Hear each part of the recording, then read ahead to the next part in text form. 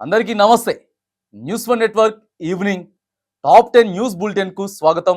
ముఖ్యాంశాలు. దేశవ్యాప్తంగా పెను సంచలనం సృష్టించిన కోల్కతా ఆర్జీ మెడికల్ కాలేజీ ఆసుపత్రి ట్రైనీ డాక్టర్ హత్యాచారం ఘటనపై సిబిఐ విచారణ కొనసాగుతోంది. ఈ కేసును అధికారులు సీరియస్ గా దర్యాప్తు చేస్తున్నారు. అయితే ఈ ఘటనకు వ్యతిరేకంగా కోల్కతాలో విద్యార్థి సంఘాలు మంగళవారం ఆందోళనకు దిగాయి. ఈ సందర్భంగా 6,000 మంది పోలీసులతో భారీ భద్రతను ఏర్పాటు చేసిన బెంగాల్ సర్కారు హింసాత్మక ఘటనలు చోటు చేసుకోకుండా ముందస్తు చర్యలు చేపట్టింది. సోషల్ మీడియాలో ఇష్టం వచ్చినట్లు పోస్టులు పెట్టడంపై నియంత్రించేందుకు ఉత్తరప్రదేశ్లో అధికారంలో ఉన్న బీజేపీ సర్కార్ కొరడా జులిపించేందుకు సిద్ధమైంది. దేశానికి వ్యతిరేకంగా సోషల్ మీడియా ప్లాట్ఫామ్లలో పోస్టులు పెట్టేవారికి కఠిన శిక్షలు విధించేందుకు యోగి ఆదిత్యనాథ్ ప్రభుత్వం కొత్త చట్టాన్ని ఆమోదించింది. దీని ప్రకారం దేశ వ్యతిరేకతను వ్యాప్తి చేసేవారికి కఠిన శిక్షలు పడనున్నాయి. మరోవైపు సోషల్ మీడియా ఇన్ఫ్లుయెన్సర్లకు ఇచ్చే డబ్బుపైన యూపీ సర్కార్ ఆంక్షలు విధించింది. హైదరాబాద్లో హైడ్రా హాట్ టాపిక్ గా మారింది. ఈ క్రమంలోనే హైడ్రా కమిషనర్ రంగనాథ్ ఇస్తున్న వార్నింగ్లు కూడా అదే రేంజ్లో ఉంటున్నాయి. ఓవైసీ అయినా మల్లారెడ్డి అయినా ఎవరికి వదిలేది లేదంటూ హెచ్చరికలు జారీ చేస్తున్నారు. వాళ్ళిద్దరికీ పెద్ద ఎత్తున విద్యా సంస్థలు ఉండగా అవి చెరువుల్లోనే ఉన్నాయని ఆరోపణలు వస్తున్నాయి. కాగా విద్యార్థుల భవిష్యత్తును ఆలోచించి వాటి జోలికి వెళ్లట్లేదని రంగనాథ్ తెలిపారు. తెలంగాణకు హైదరాబాద్ వాతావరణ శాఖ అధికారులు మరోసారి రెయిన్ అలర్ట్ జారీ చేశారు. రాష్ట్రంలో నేడు కూడా వర్షాలు కురుస్తాయని చెప్పారు. ఈ మేరకు పలు జిల్లాలకు ఎల్లో అలర్ట్ జారీ చేశారు. ప్రజలు అప్రమత్తంగా ఉండాలని సూచించారు. తెలంగాణలో వైరల్ ఫీవర్లు విజృంభిస్తున్నాయి. మలేరియా, చికెన్ గున్యా, డెంగ్యూ వంటి కేసులు విపరీతంగా పేరుకుపోతున్నాయి. ఈ నేపథ్యంలో సీఎం రేవంత్ అధికారులకు కీలక ఆదేశాలు జారీ చేశారు. సీజనల్ వ్యాధుల పట్ల అప్రమత్తంగా ఉండాలని అధికారులకు సూచించారు. నిర్లక్ష్యంగా వ్యవహరిస్తే వైద్య సిబ్బందిపై వేటు తప్పదని హెచ్చరించారు.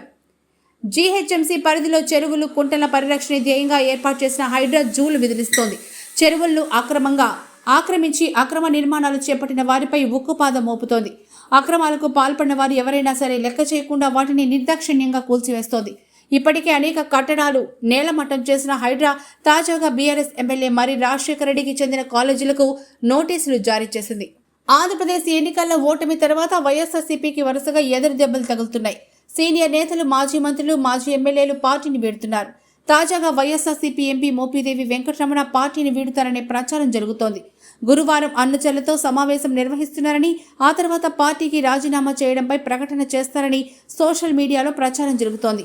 ఆయన టీడీపీలో చేరాలని నిర్ణయం తీసుకున్నట్టు తెలుస్తోంది. ఆంధ్రప్రదేశ్ ముఖ్యమంత్రి నారా చంద్రబాబు నాయుడు అధ్యక్షతన జరిగిన కేబినెట్ సమావేశంలో పలు కీలక నిర్ణయాలు తీసుకున్నారు. రివర్స్ టెండరింగ్ ఎస్ఈబీని రద్దుకు ఆమోదం తెలిపారు. ఇకపై పాత విధానంలోనే టెండర్లు పిలిచే ప్రతిపాదనకు ఓకే చెప్పారు. కొత్త రేషన్ షాపుల ఏర్పాటు, మున్సిపల్ శాఖలో పోస్టుల భర్తీకి గ్రీన్ సిగ్నల్ ఇచ్చారు. అలాగే మరికొన్ని కీలకమైన నిర్ణయాలు కూడా తీసుకుంది మంత్రివర్గం. మాజీ సీఎం జగన్ విదేశీ పర్యటనకు సిబిఐ కోర్టు గ్రీన్ సిగ్నల్ ఇచ్చింది. సెప్టెంబర్ 3వ తేదీ నుంచి 25వ తేదీ వరకు ఆయన యూకే వెళ్లేందుకు కోర్టు అనుమతి కోరారు. తన కుమార్తె పుట్టినరోజు కావడంతో విదేశాలకు వెళ్తున్నట్లు జగన్ కోర్టుకు తెలిపారు. కోర్టు అనుమతి ఇస్తూనే కొన్ని షరతులు విధించింది. యూకే వెళ్లే ముందు పర్యటనకు సంబంధించిన పూర్తి వివరాలతో పాటు మొబైల్ నంబర్, మెయిల్ వివరాలకు కోర్టుకు సిబిఐ అధికారులకు ఇవ్వాలని ఆదేశించింది. ట్రైన్ ప్రయాణికులకు దక్షిణ మధ్య రైల్వే అధికారులు అలర్ట్ జారీ చేశారు. పలు ఎంఎంటీఎస్ ట్రైన్లతో పాటు సాధారణ ట్రైన్ టైమింగ్స్ మార్చారు. ఈ నెల 30 నుంచి కొత్త టైమింగ్స్ అమల్లోకి రానున్నట్లు చెప్పారు. ప్రయాణికులు ఈ విషయాన్ని గమనించాలని కోరారు. తదుపరి తాజా వార్తల కోసం చూస్తూనే ఉండండి న్యూస్ వన్ నెట్వర్క్.